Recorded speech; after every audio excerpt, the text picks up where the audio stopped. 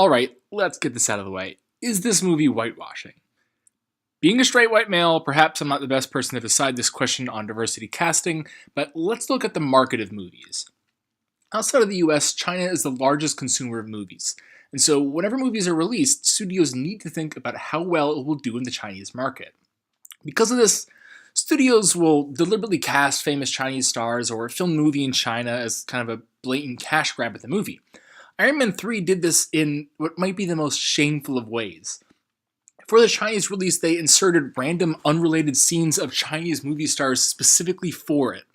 It was a kind of childish logic, and even Chinese audience thought it was a bit stupid. The Great Wall is sort of the same thing, but opposite culture-wise. The Great Wall is a Chinese movie made by Chinese studios. Matt Damon wasn't so much whitewashed casted, but he was cast in the movie because he was a well-known name in the West, and they were hoping to expand their appeal to American audience. So, whitewashing? I'd argue no. Cash grab for American markets? Maybe. Some people have accused Rogue One of doing this by casting Donnie Yen, but honestly I think that's just salty internet people. Anyway, the movie. If Sci Fridays or Slash Horror was still writing, this would definitely be a movie for her. It's a big, stupid, dumb, loud, stupid monster movie. During the Song Dynasty, a bunch of European mercenaries, including Matt Damon and Pedro Pascal, who are looking to recover the secrets of black powder from China, stumble upon a Chinese order dedicated to defending the empire from monsters that attack the Great Wall of China every 60 years. Matt Damon and Pedro Pascal must decide whether or not to stay and fight or flee.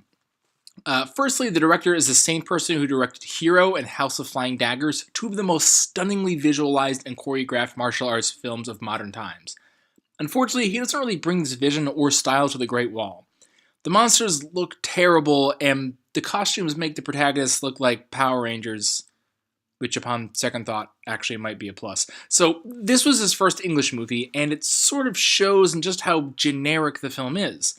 The film just feels like cheap plastic. The whole time it just kept making me think of the Transformers movies and Dracula Untold, which is some of the most damning criticism that I can offer. Secondly, Matt Damon is really not acting in this movie. Matt Damon. Not since Adam Sandler have we seen such a level of mediocrity. I'm not sure if this is partially due to any sort of cultural barriers between director and actor, or if he just phoned this in for the paycheck.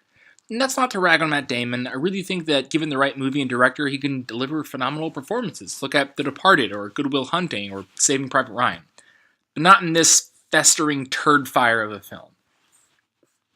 He also can't quite decide what accent he's trying to do.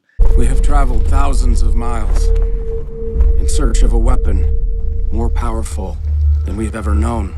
Maybe he didn't just want to have his normal American accent for the sake of realism, in the harshest quotation marks I could muster, but considering the rest of the movie, I don't think that anybody would have complained if he did. Bad accents are distracting. If you can't do it well, just don't. Sean Connery did his normal Scottish accent when he played a Spaniard in a Russian because he couldn't do anything else. Matt Damon's character claims that he's fought under many different flags, and I think he's trying to do an Irish accent, but I'm not entirely quite sure because it keeps flying all over the place, which is about as silly as the monsters, who are secret aliens, being weak to magnets. Just magnets in general. You know, like the thing that the entire Earth is because of our churning molten iron core. Right, I'm going to go back to talking about white people in Hollywood for a second to discuss the trope called Mighty Whitey. It was really popular during the Victorian age at kind of the height of colonialism. You saw it in a lot of movies about colonial Europeans that go to live with primitive natives and show themselves to be better than the natives at all their traditions and end up becoming their hero. You saw this as recent as Dances with Wolves, Lawrence of Arabia, and to a fictional extent, Avatar. In the movie, Jake Sully becomes the very best Na'vi warrior and flyer, better than those dirty, filthy savages. And surprisingly, you see this in The Great Wall, which again, I will say is odd because it was made by the Chinese, who you think would want to avoid this. But Matt Damon's character quickly becomes the hero of the story and the most competent fighter amongst the Chinese soldiers. The Chinese characters are all just cannon fodder and sacrifices so that Matt Damon can be much better than them.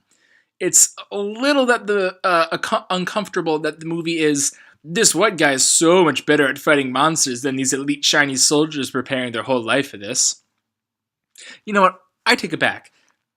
It's not even a festering turd fire of a movie, because that might be hilarious to watch from afar. Overall, I guess it's good that The Great Wall is so forgettable. At least that won't be too much of a smear on Matt Damon's IMDb page. The only good thing about The Great Wall? 103 minutes.